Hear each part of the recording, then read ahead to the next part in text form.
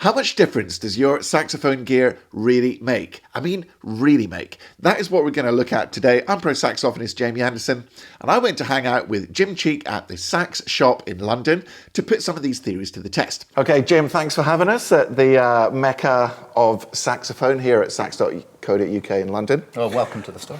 Thank you for having me. So we're here to answer a burning question that a lot of my viewers have, and I'm sure a lot of your customers have, which is, what things are more important when you're choosing your saxophone setup? So what we're going to do today is we're going to scientifically, we're going to change them all one at a time, and I'm going to tell you what I feel subjectively is different, and you are going to tell me what you feel objectively is different, because both things are really important when people are choosing their setup, because it doesn't just matter what it sounds like out front if it feels awful. We both know that. So we've got a baseline setup, which is a good middle-of-the-road pro setup, and then we're going to change one thing at a time. So talk us through what our actual baseline is here. Yeah, what have we got to start with? So there's the Yanagisawa pro saxophone. This is a TW10, which is brass material. And we have here an Otto Link Super Tone Master, metal mouthpiece. We've got the standard ligature on it. Yep. And you have chosen a Vandoren 3.5 Red Java? Correct, yeah. And by the way, the mouthpiece is an 8-star. Yes. Let's get a little baseline on what the basic setup sounds like, and then we'll see. We'll even try putting, I'm going to try putting a percentage number on this. Are you going to push me to that I'm going to push you into that criteria? Uncomfortable zone of putting a percentage on what makes the most difference to your saxophone sound. Okay, here we go.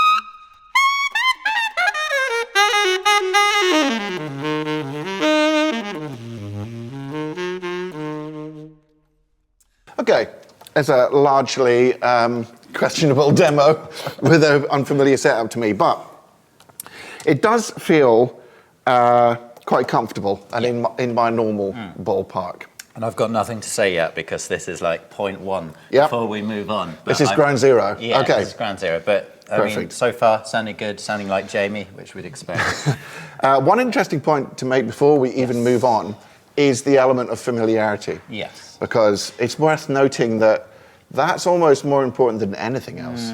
It's the better you devil you know. You could have a less high quality setup that you know intimately, which would be more valuable than a Selma Supreme up there that you've never played before. Right. I mean, this little nugget of information right here could be more interesting than everything else that we're about to discuss, because I entirely agree with you about that. Yeah. As soon as you feel happy and relaxed and familiar, it's like, well, I can just play, even if the tone's a little bit off here or the intonation there.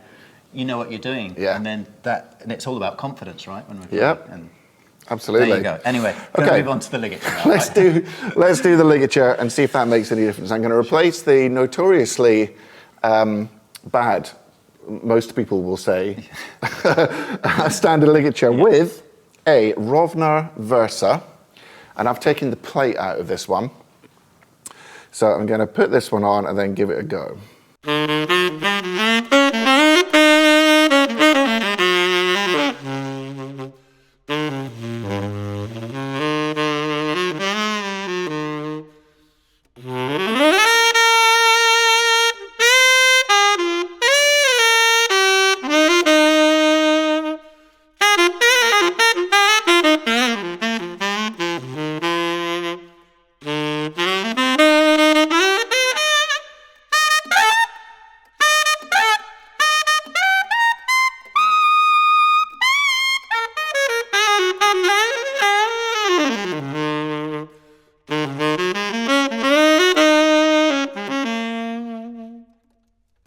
You go first.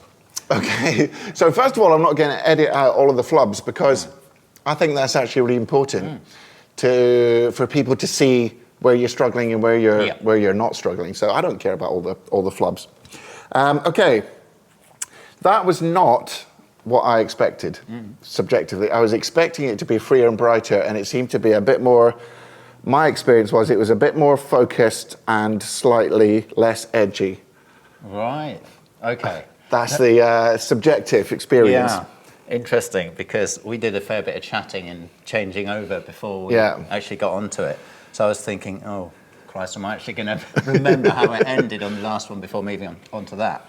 But for me, it sounded like more of a defined start. It's always the start of these things, because I think what happens when you change to something is it's that initial experience when you move, when you change the gear, where you get all the differences, where you go, okay, so it's now responding like this, compared to previously it was responding like this and sounding like that. And immediately I could hear like a kind of clarity, a definition just coming in.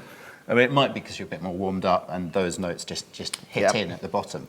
And then after that, if I'm going to be totally honest, I lost it. I just heard the same kind of sound. So then it all becomes a subjective thing, how you felt and how it was responding to you. Yeah, good. Yeah, I would. So really, we're talking about the sort of response and the articulation and the note. Yeah, I think that felt true from me as well. So that's interesting. I think that's what you get with Ligs. It's not you don't get like this massive. Oh my God, the whole character's changed. Yeah, it's about these little things to do with articulation and it freeing you up to hit certain registers a bit more cleanly. That sort of thing.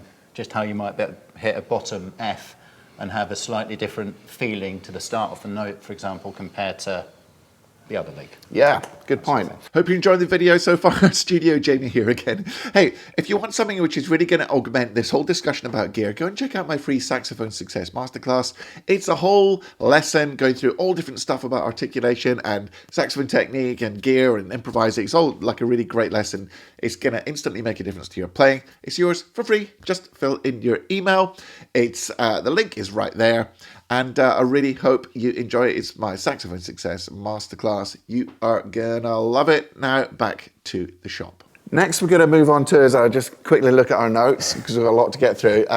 We're gonna move on to the reed now, and we're gonna do two modifications. We're gonna change the brand of cane reed, and we're gonna switch material to a synthetic reed. So, what would you like to do first?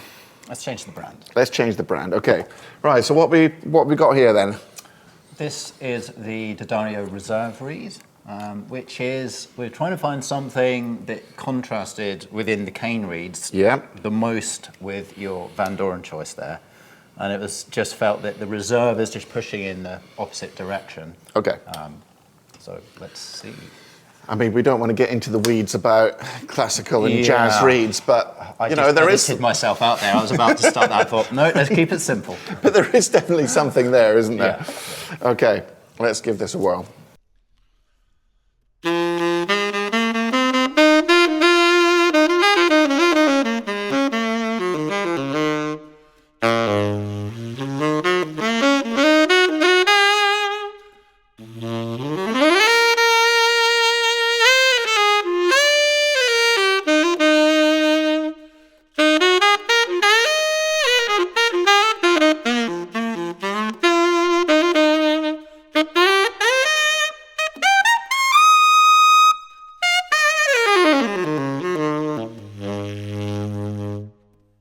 Nice and clean at the top.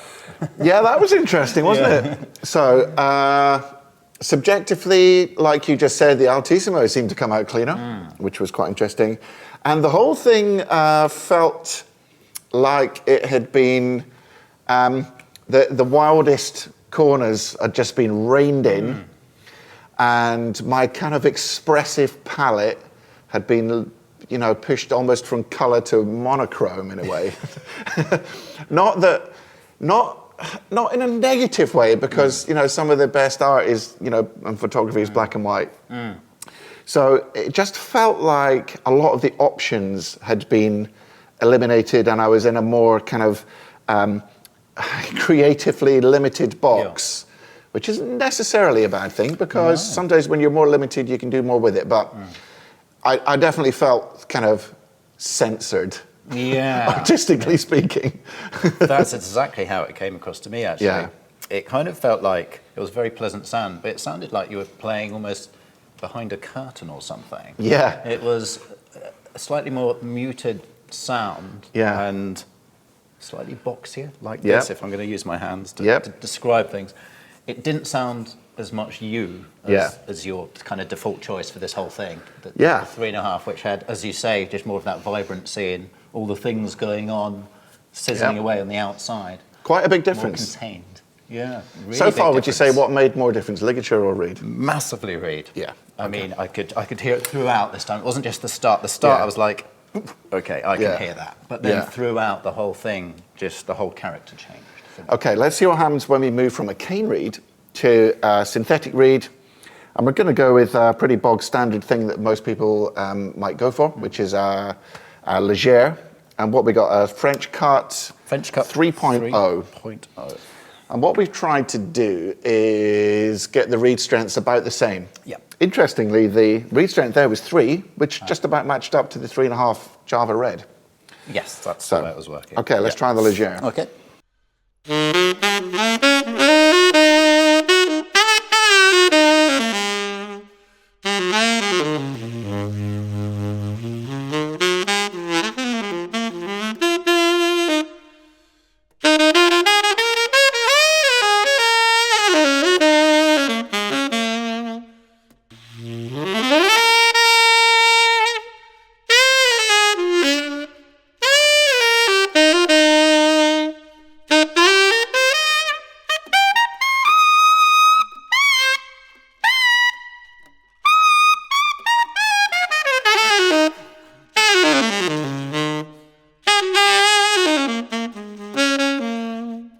Okay, that was interesting.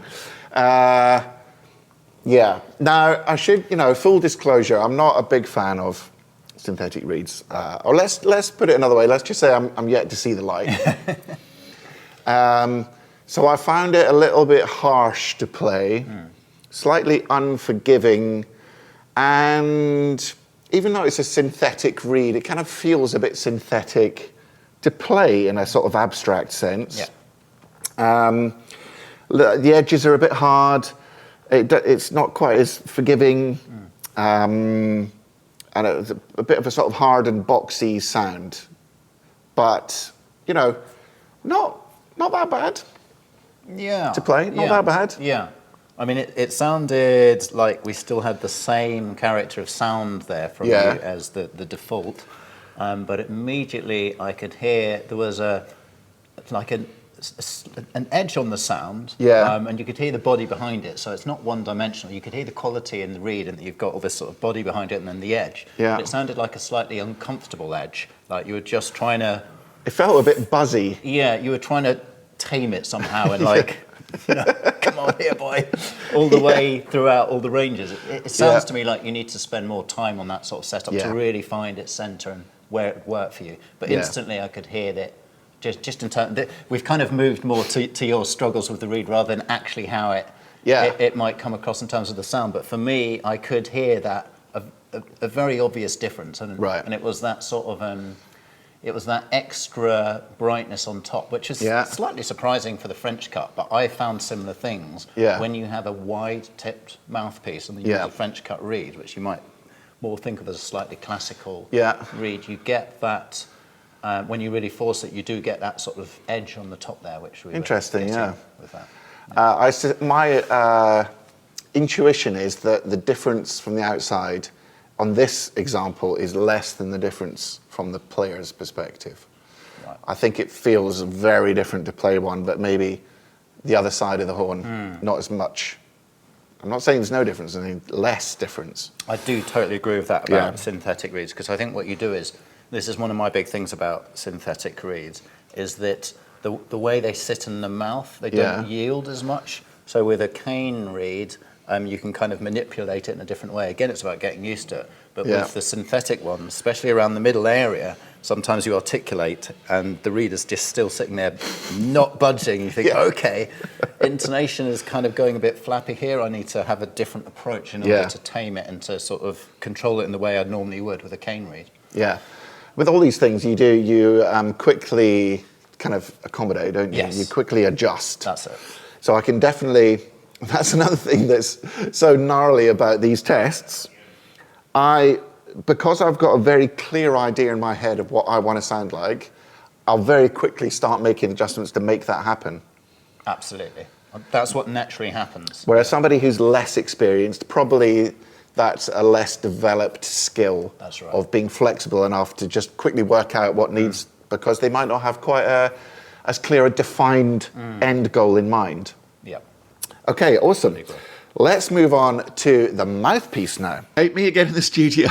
If you really want to make a big difference to your 2025, above and beyond all this discussion of gear, there might still be some tickets left for my Saxophone Success Formula Live event, which is at the Royal Birmingham Conservatoire of Music in the UK in the first weekend of 2025.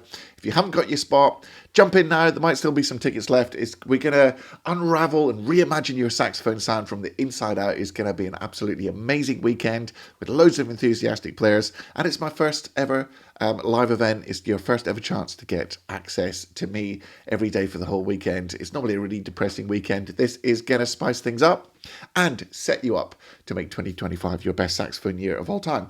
The link is there, or click the link in the description to find out a bit more and book your spot. Okay, back to the video. We've covered the ligature, we've covered the reed, we'll go into the mouthpiece.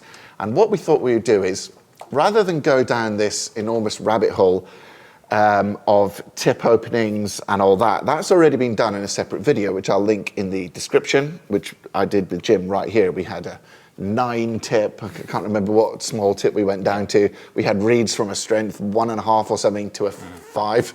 Yeah. So you can see all that on that video. But what we thought we'd do for today, a lot of people ask, should I get an Ebonite mouthpiece or a metal mouthpiece? And I guess these days people are asking about 3D printed ones as well. But we'll put them in the Ebonite category for now. So we got the closest mouthpiece we could to this metal one, which is the Ebonite version. Yep. So yeah, tone edge Otto link here, same tip opening. Yep. Obviously there is a difference in cut, but as Jamie says, it's the best we could do for the purposes of the video. So let's give it a whirl. Ebonite versus metal does for us here.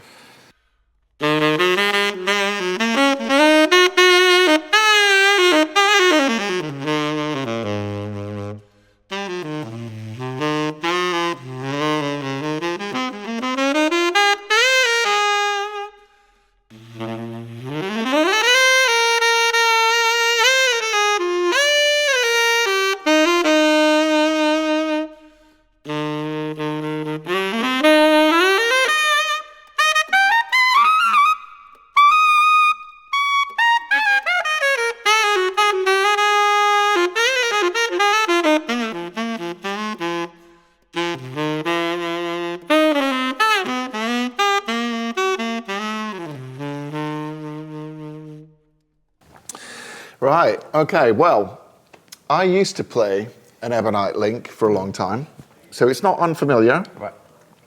And then I played a Freddie Gregory kind of linky type Ebonite for a long time. Yeah. So that was interesting going back, but subjectively, I find it's got a slightly more granular, grainy kind of quality to it. A little bit more. For me, if the metal link, the sound was a circle, this is more like a kind of square. And whenever we're talking about this subjective stuff, these metaphors get pretty crazy. But when I think of somebody like Sonny Rollins or Sonny Stitt, Cannonball, I think of their sound as being a circle.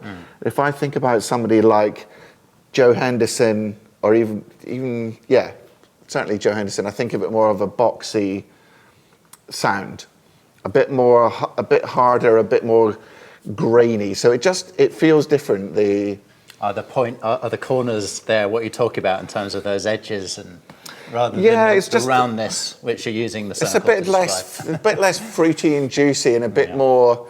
I don't mean it to be negative, but a bit more bleak and in your face, I suppose. So there is a difference because. Somebody like Jack Tyler, who I interviewed in the Inner Circle, will tell you that the mouthpiece material makes no difference because he's made identical mouthpieces. even though they're huge and heavy brass ones. Yeah. He's made the internal dimensions exactly the same, Yeah. and they sound the same. But the Ebonite mouthpiece is bigger physically in your mouth. Yeah, that changes things. So I think that must change things. Anyway, I'm interested in your thoughts. Yeah, and also just on what you were saying there about Jack there and making a mouthpiece identical. I mean, that would be the true test. We've not quite done it here, but it's fine for the purposes of the conversation. Yeah. Because the material here on this one is thicker, right? You know, you've got all that going on there on the edges here and here compared to the metal, which is just like millimetre and a half or something.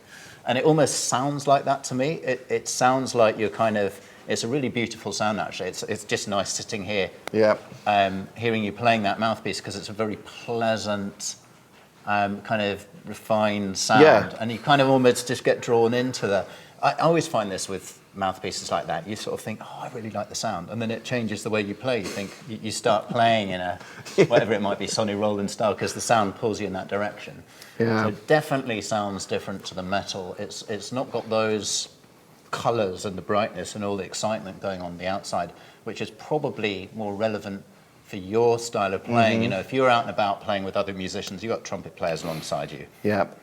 That's not going to cut it. Yeah. It's not really, unless you're really well mic'd, because it's just, I can hear you pushing it and it has its limit. And then when you lay back on it, it sounds very pleasant, which is absolutely great for just sitting here, but maybe not in those playing scenarios when you're trying to do something. That's really interesting, because it brings another kind of colour to this, what's effectively a conversation we're having here, which is context is important as anything else. Right.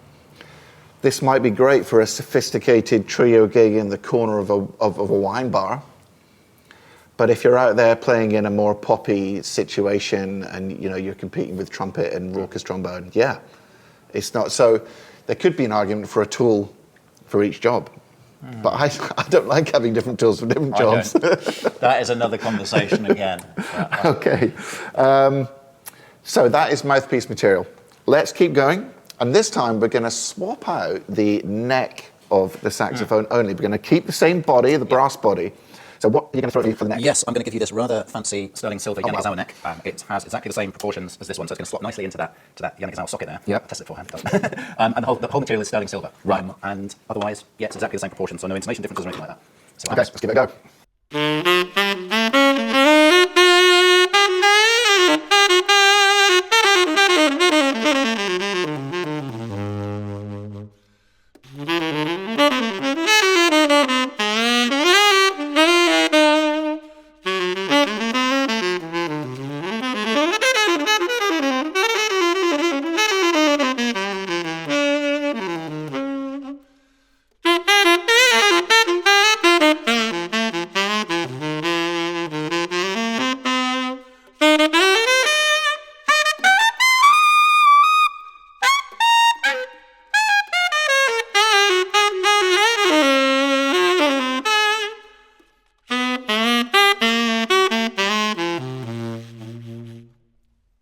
Okay. You enjoyed that. Yeah. Because you started going off on a bebop thing in the middle. Yeah, I did enjoy that actually. And it'll be interesting listening back to that versus the original. So yeah, that did feel very good. I'm actually tempted to swap back necks to remind myself before I comment. So that's what I'm going to do on this occasion. Let's do it.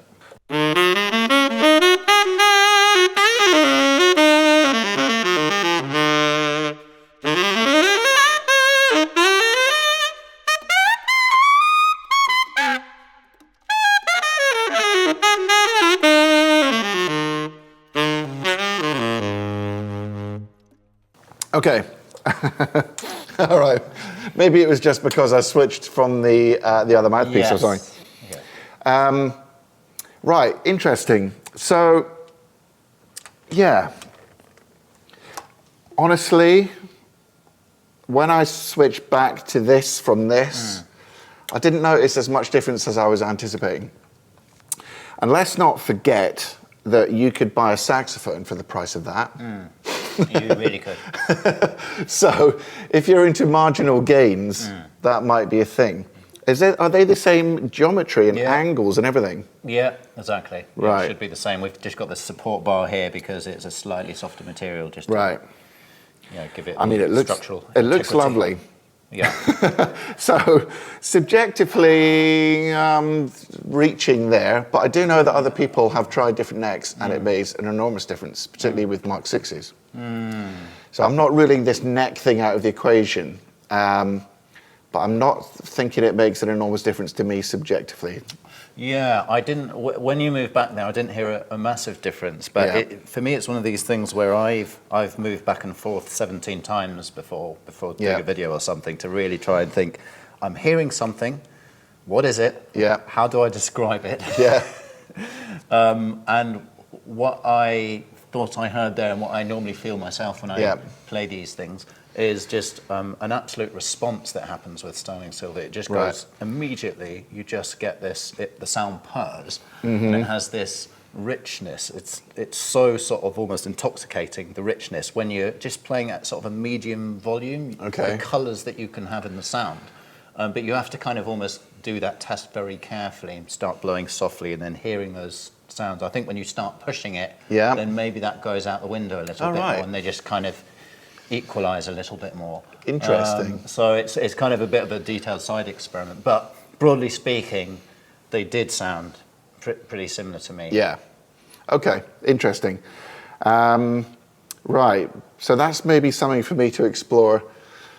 When we come to the conclusions, that might be an interesting little side road. Okay. So that's the neck. Now, what about if we change the material of the whole horn? Okay. Let's give that a go. I'm going to carefully give you that. Thank you. So what are we gonna switch out to? We're going to move from brass to bronze. And it's very useful that we can do this whole exercise with the Yanagisawa horn as the default, because Yanagisawa have this one here is the brass model, and exactly the same model in bronze with all the same spec and everything we have here in the form of the TW20. So it's a very scientifically accurate exercise right now.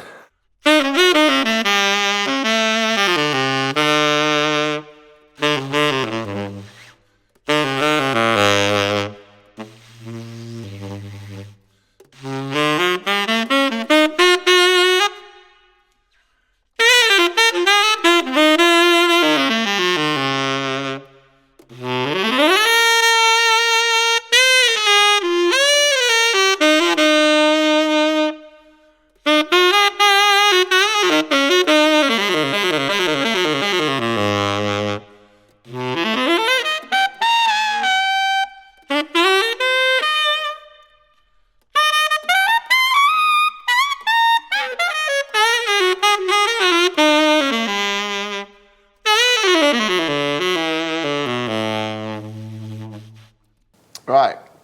That sounded good. That felt good, rather. Yeah. You can tell me if it sounded good. That felt pretty good. It felt like it took the sort of best aspects of that instrument and kind of made them even better. That's a good way of putting it. So from a feel perspective, I like it. Especially down low, actually. It felt really sparky and responsive down low.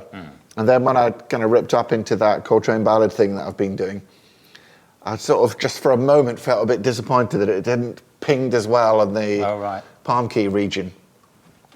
And the subtone, sometimes it's just getting used to it, isn't it? Maybe there's just a bit of... This is a whole new... Let's get the excuses in. I mean, this is a brand new read here. Yeah, it is, yeah. Just 5 minutes ago, you've just...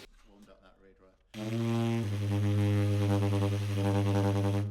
mean, there might be that can be a difficult. There might be a tiny bit of adjustment. So yeah, I'm not suggesting any of your instruments would be anything other than perfect. But yeah, I really liked it. Now the theory is that the material doesn't make any difference. That may or may not be true. It certainly didn't feel true. But you're telling me that it's exactly the same horn. It's the same horn. Yeah. As for whether the material makes a difference, debatable. You know, some will say yes, some will say hardly at all, and then anything in between. Yeah. I can hear a difference just sitting here. I can hear the things that I always find when I do brass to bronze testing. Yeah. Which is there's two things I get in the bronze sound over and above the brass, which is First of all, it's a denser material and it's a harder material, and I feel that when you give it more welly, you get more of like a pow in the sound, like impact. Okay. More of a kind of a hit on the sound. Yeah. You can just go further, and then with that, naturally, then you would get an extra brightness there. So it's like an extra dimension on the top. Right. That thing on the top of the sound. The body of the sound kind of largely remains the same, but I find that when you drop back with the dynamic, you get this warmer core as well. So just in the quieter playing, you can have this roundness and warmth there. So with bronze, you can have this whole spectrum of that warmth that you're getting at the quieter end, and then that kind of hit at the top end. Interesting. It makes it sound like I'm just saying everything should be made from bronze, but I'm not saying that. These are just the characteristics I can hear. And I mainly heard the sort of extra kind of power that you were getting. So I try to play something a bit more mellow? Yeah. Not in my, it's not in my playbook.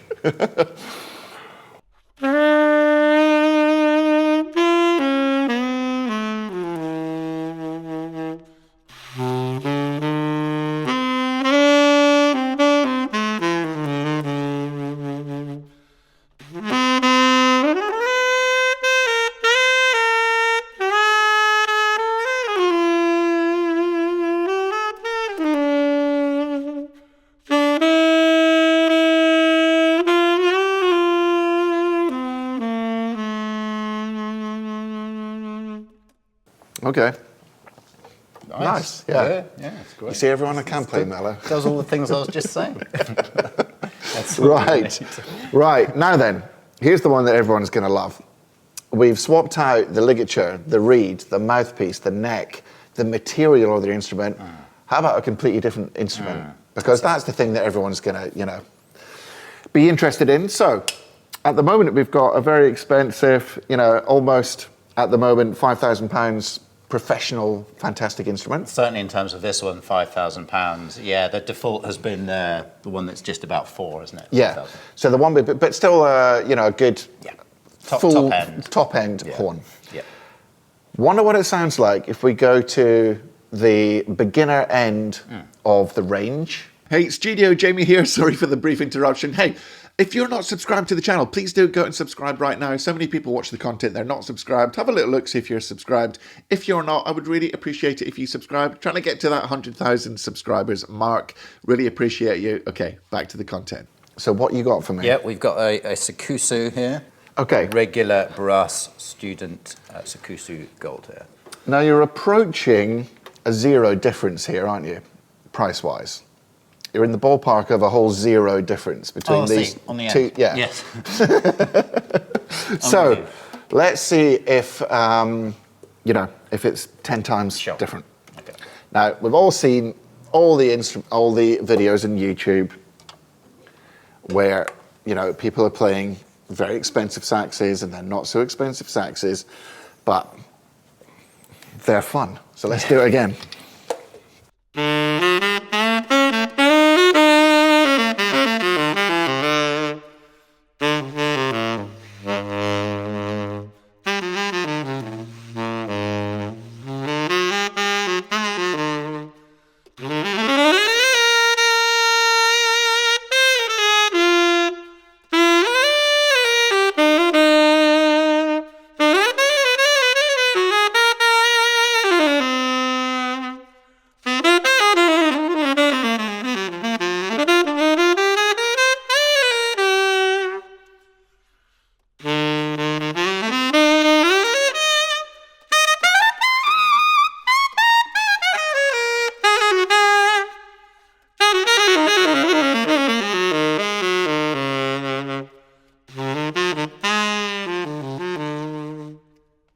Right. Okay. Interesting. So, how do we subjectively describe this? It feels a little bit harsher, I guess, when you try and push the outer limits. It doesn't kind of bloom into a bigger, richer sound. It kind of goes a bit. Physically speaking, the arrangement of the palm keys feels a bit less optimal. You know, the D palm key feels a bit low. Okay. Maybe that's for beginners to kind of get it out of the way more because people might be accidentally pressing it. I don't know. So ergonomics, the key action definitely feels a bit less easy to get around, slightly. The bottom end wasn't quite as rich. And yeah, it just feels, well, it just kind of feels cheaper. It just feels less luxury to play and less enjoyable to play. But the interesting thing is, you know, the other side of the microphone. So what's your opinion? This is interesting because we're a week on from a video I did on a very similar topic, and now just sitting here relaxing, not having to put any air through the instrument and just hearing you play, I largely hear a very similar sound, which is kind of one of the key points I made in the video last week. But the playing experience, the player experience is everything, like we said at the outset, right? And so you just described lots of things down the list that are very important to you in terms of your whole experience and what the thing's like for you. But for me, I'm not feeling whether something's uncomfortable sitting there in the audience, whether the D palm key's doing this or that. I'm just hearing the result, and I can actually hear those tonal things that you described there. So initially the sound, actually very nice, very pleasant. As you push it, I can hear it's not quite got that same like spectrum of frequency, shall we say there. It does sort of hit its top point there. So as you're really trying to manipulate it and use all your power that you have there, that's when it hits its limits. Perhaps a beginner who hasn't got that same, they don't have that ability to be able to do that, they wouldn't notice that so much because they're just learning the basics of the tone and it's working perfectly well for them. That's my advert for how one of these works very well for a student. Okay. Right, let's see if we can draw any conclusions from this experiment. But even if we can't, it's been a really fun conversation and experience. Like I said to you earlier, I always think that we're making little mini conclusions all along the way, which is important. So just stay tuned for the whole video because we're giving you little nuggets here and there along the way. Okay, so Ligature, I'm going to put percentage difference at 3%. You know what? I thought we got away with I thought we got away without doing the percentages. I thought, phew, I don't have to be drawn on this. But you're doing it in the conclusion now, so okay, I'll do the same thing. Yeah, I mean, I think it's about that. It's if that, 2 or 3%. Okay, good. Reed, I would say well, let's just try and clump them together. What difference the reed makes? I would put it at. I might even go as much as 10 or maybe even between 10 and 15%. Yeah, for me, this is the highest one. Right, yeah. Especially that change of brand when we went to Dario, Reserve to the Java. Out of all these things, I know we're going to go through the list. But for me, that's the one that really changed things. So and that's interesting, isn't it? Because 15%. Somebody could potentially keep their 500 quid horn for the sake of argument, spend, a few quid on a reed and make a bigger difference than putting an extra zero on the end of it. Yes, you make a bigger difference, but then all those things you said about a minute ago in terms of how it plays, then you've got all of that as well to take into the equation. Okay, so reed, quite important. Mouthpiece material. I would go with, I'd probably go about the same on, maybe, I'm going to stick to 10%. Yeah, I heard maybe, around that, maybe slightly under 8-10%, something like that. Okay. That's what I heard there. Yeah. Given, we're talking about the different material with the same tip opening here. Okay. If we're talking about different mouthpieces, probably the percentage would be higher. Right, then we got the neck. That was fun, but I would go 4% on that. You're stealing all my percentage because you're going first. But they're not. This is the subjective percentage, and that's the objective. So they're not the same. It's not objective. I'm being Anyway, I get what you're saying. Similar sort of thing. It's certainly a lot less than what I was getting on the change from hard rubber to metal there. Okay. So Yeah, 3 to 5%, something like that. Okay, I'll concoct some funky graphics for this yeah, bit. that'd be great. Right, now the material of the sax, same sax, different material. I'm going to put 7% on that. I was going to go higher because we've also changed the neck there anyway. Yeah. Because it's brass and that's bronze, true, but yeah. we've changed the whole of the body. True. And I always hear more differences there. So yeah, agreed. And then swapping out the whole instrument, I would go with a 15% change. Yeah, sound-wise, I was kind of getting like a 10, 12% sound difference. Right. In its in the basics of the sound. But then all the stuff that you're feeling there, that's going to change it for you. That's going to up it, and it's not really changing it for me.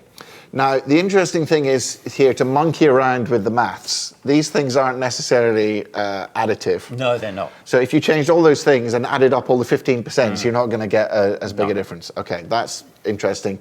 Now, the one elephant in the room is, of course, the final conclusion that I would like to make is that it's the person that we haven't even discussed yet, which overwhelmingly makes the biggest difference to how good or bad you sound on saxophone. So, you know, this is both a blessing and a curse. Yes. It's a blessing because you're most in control of the thing that matters, which is you. But it's a curse in that you can't buy yourself out of it. Yeah. And many people try. Yes. And, you know, and if you are going to do that, I would encourage you to come here to do so. And, you know, on that point, there's absolutely nothing wrong with getting stuff that you like on saxophone. If it's your hobby, you know, if this was my hobby, I would be straight in here, you know, buying something completely different. And even if it doesn't make any difference and it makes you feel good, it's still worth the money, in my opinion. Yeah, agreed. I mean, they don't sell those Michael Brecker pills yet. People keep asking if I take one. Not yet. But I think comfort for me is so important. You know, there's all these elements of the setup now. We've gone through them all, but ultimately, it's got to sound good. You can't have just a nasty sound. And largely everything has been sounding good, but it's just been a variation on the left or the right. But ultimately, you've just got to be able to play everything, haven't you? You've got to do all the dynamics, hit all the spots, the intonation's got to be there. And when you know that everything's in order, then you can kind of relax as a player. And you're not so stressed out. And if you're not stressed out, I think a stress element is kind of more influential than changing a pin here or a material there. If you feel good and relaxed, then suddenly the playing happens. And that's where the gear comes into it, because if you get all the gear right, then you're not stressed, and therefore you can play. So all absolutely, Well, thanks very much for having me. This has been a fascinating experiment, and I'd encourage everybody to come down here and have a fun day, or check out all the stuff online if you're not anywhere near London. So thanks, Jim, and we'll see you next time. That's all. So I really hope you enjoyed that video today. A bit of a longer format, more like a kind of podcast, really, one for the saxophone geeks. And of course, all this stuff's just a bit of fun, really, isn't it? You can't really put percentages and all this stuff, but I hope you enjoyed it. I certainly had fun. If you're in London, make sure you drop into Sax, because it really is a fun place to spend the day and indulge your gear fantasies. It's pretty cool. If you want something absolutely free, go and check out my free Saxophone Success Masterclass, which you can find in the link in the description. If you haven't already got your ticket, go and make sure that you check out the link for my Saxophone Success Formula Live event, which is in Birmingham, and the first weekend of next year is going to be absolutely amazing. You can use the link there to grab your spot if there's any tickets left as this video comes out. And as usual, until next week, make sure that you practice hard, practice smart, and enjoy your music. Take it easy. Oh, hang on a minute. That's a good outtake. Oh, I hate. This is why I never faff around with sax gear. Yeah, exactly. Who would do it? Oh yeah.